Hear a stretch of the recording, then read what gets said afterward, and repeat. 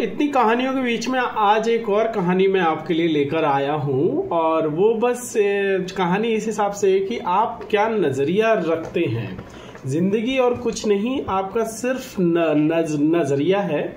इसके ऊपर एक कहानी है। जैसे दो बौद्ध भिक्षु जैसे यात्रा करके आए थे, गांव-गांव जाते हैं, वो ज्ञान भी बांटते हैं, भिक्षा भी लेते थे। तो अपने निवास स्थान पर लौट रहे होते हैं, क्योंकि बरसात के दिन में वो कहीं नहीं जाते। बरसात के दिन में they come back to their home और वहाँ रहते हैं। तो एक बुजुर्ग था और एक यंग था। तो जब वो अपने घर वापस आते हैं तो देखते हैं उनका जो झोपड़ी होता है उसका ऊपर का आधा हिस्सा उड़ चुका होता है, छप्पर। तो जो यंग भिक्षु होता है वो बहुत डिसहार्टेड हो जाता है, वो बहुत हार्ट ब्रोकन हो जाता है। कहता है क्या यही हमारे लिए भगवान करेगा? हम इधर भगवान के लिए सब कुछ कर रहे हैं और भगवान ने हमारा ही घर उजाड़ दिया। और वो बहुत गुस्से में वो बुजुर्ग भिक्षु की ओर देखता है। बुजुर्ग भिक्षु एकदम से आंखों में आंसू लिए, एकदम से हाथ जोड़े हुए भगवान को कहता है कि ये तूने ही बचाया होगा जो आधा बचा है, वरना उन हवाओं का क्या था, वो तो पूरा ही उड़ा के ले जाते। ये तूने ही हमारे लिए रखा होगा कि आधा की हम यहाँ रह सकें, हम बरसात के दिनों में हमारे सर पे कुछ रहे, ये तेरी ही कृपा होगी। वरना उन हवाओं को क्या, वो किसी का भिक्षु का है या राजा का है या रंग का है, वो कोई भेदभाव नहीं करती तुम्हारी हवा। तो उसने उड़ा दिया आधा छप्पर। अगर पहले ही पता होता कि तेरी यही रजा है कि मेरे सर पे आधा छप्पर हो, तो आधा छप्पर मैं खुद ही उड़ा देता, मैं तेरी हवाओं को भी इतना कष्ट नहीं देता।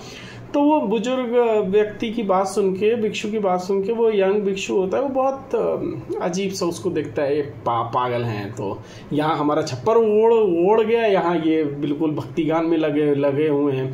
तो वो बहुत ही बुरे मन से अपने घर के अंदर जाता है और बड़बड़ाता रहता है। और उसको वो जब सोने जाता है, उसको पूरी रात नींद नहीं आती, वो पूरी रात करवट बदलता रहता है, बुरी बुरी बातें करता रहता है। और वहीं जो बुजुर्ग भिक्षु होता है वो बहुत प्रेम से सोता है, वो बहुत प्रेम से उठता है और भगवान को धन्यवाद कहता है कि इतनी सुंदर नींद मुझे नहीं आई। मुझे पहले पता होता कि आधे छप्पर से आधा जो आसमान दिख रहा है, आधे जो तारे दिख रहे हैं आधे छप्पर से, या आधे छप्पर से जो बरसात की बूंदों की आवाज़ आ रही है, इतना मधुर है, इतना सुखदायक है। मुझे पहले ही पता होता तो मैं तेरी रजा जान के आधा खुद ही हटा देता। और मैं इतना कृतज्ञ हूँ कि तूने मुझे ये मौका दिया कि मैं इसके नीचे तेरा आश्चर्यचकित जो संसार है, जो इतना सुंदरता से भरा हुआ है, मैं वो देख सकूं। वो पूरे दिन वो बुजुर्ग भिक्षु होता है, वो तरीके से गाने गाता है, अच्छा कुछ पकाता है, बहुत ही प्रेम से भरा होता है। उसको पूरा संसार प्रेम में दिखाई देता है। और जो यंग भिक्षु होता है वो रात में भी सही से नहीं सो पाया होता है, उसका मन भी बहुत खराब होता है, वो ऊटपटांग चीज़ें बोल रहा होता है। सवेरे भी उसका ही ऐसा ही रूप होता है और बहुत फ्रस्ट्रेटेड हो जाता है और बहुत क्रोध से भर जाता है।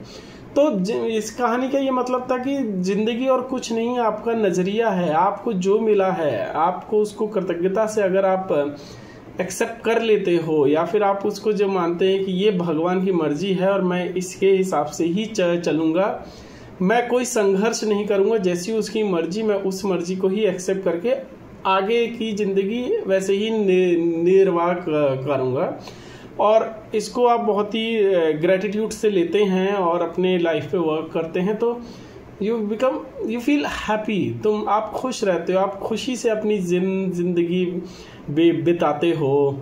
आपको हर चीज़ में खुशी और खूबसूरती दिखती है, हर चीज़ में आपको ऊपर वाले की कृपा दिखाई देती है और आपकी ज़िंदगी एक खूबसूरत खुशबू से भरा एक बागान सी हो जाती है। और अगर आप हमेशा कंप्लेन में रहते हैं कि ये क्यों हुआ मेरे साथ, मैं तो ऐसा करता हूँ लेकिन अच्छे इंसानों के साथ अच्छा नहीं होता है, बुरों के साथ ही अच्छा होता है, तो मैं फिर बुरा ही बन जाता हूँ, या फिर भगवान की पूजा करने से कोई फायदा नहीं होता, जो पूजा नहीं कर रहे हैं उनका बहुत फायदा होता है। वैसे भगवान की पूजा करने से आपको कोई फायदा नहीं मिलेगा।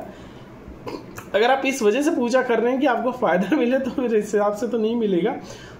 उसने जो दिया है वो पर्याप्त है। आपको अगर उसको कृतज्ञता से आप एक्सेप्ट करते हैं, आपकी ज़िंदगी बहुत खुशहाल खुशबू से भरी होगी। अगर आप उस पर कंप्लेन करते हैं और अपने आप को दोषी मानते हैं और अपने आप को ऐसे दिखाते हैं कि मुझे नहीं मिला जो मुझे मिलना चाहिए, तो आपके जीवन में वो कांटे की तरीके से होता है। तो कहानी का मेन मुद्दा यही है कि नज़रिया अगर आप अपना ग्रैटिट्यूड का रखेंगे, शुक्रिया का रखेंगे, तो आपकी ज़िंदगी जीने का एक अलग ही अंदाज होगा। चाहे आप बहुत सक्सेसफुल ना हो पाए, लेकिन आप बहुत अच्छे इंसान के उसमें आएंगे।